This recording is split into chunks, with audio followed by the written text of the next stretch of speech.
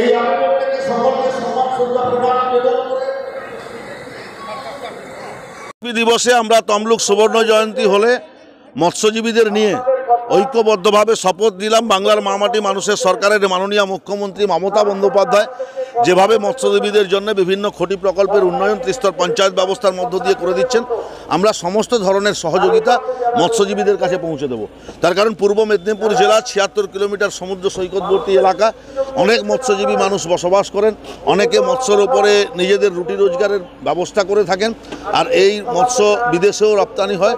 নিশ্চিতভাবে এর পরিমাণ বৃদ্ধি করে যেভাবে মৎস্যজীবীরা অর্থনৈতিকভাবে শ্রীবৃদ্ধি হবেন, ঠিক একইভাবে মৎস্যজীবীদের উন্নয়নে আমরা নজর দেব।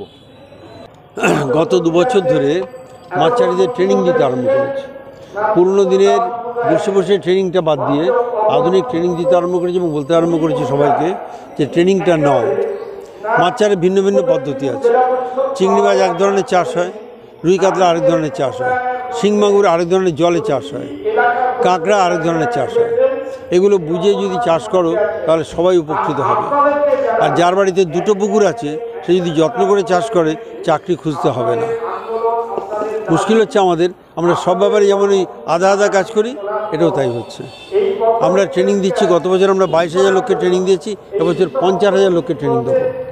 সবাইকে বলতে শুরু করেছি যে এখন জলের পরীক্ষা করে নাও, মাটি পরীক্ষা করে নাও।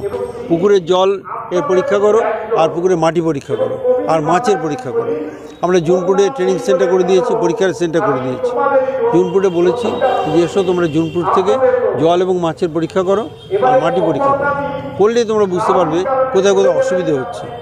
যখনই অসুবিধাগুলো বুঝতে পারবে তোমরা আমাদের অফিসারদের সঙ্গে যোগাযোগ করবে। অফিসার সমস্ত সমস্যাগুলো নিরসন করে দেবে, ভালো করে মাছ চাষ করতে পারবে। ফলে মাছে ভাতে বাঙালি এটাকে বাস্তবে রূপায়িত করতে হবে, এটা আমাদের কাজ। সবাই মিলে এটা দেখো, প্রচার করতে হবে। ধন্যবাদ।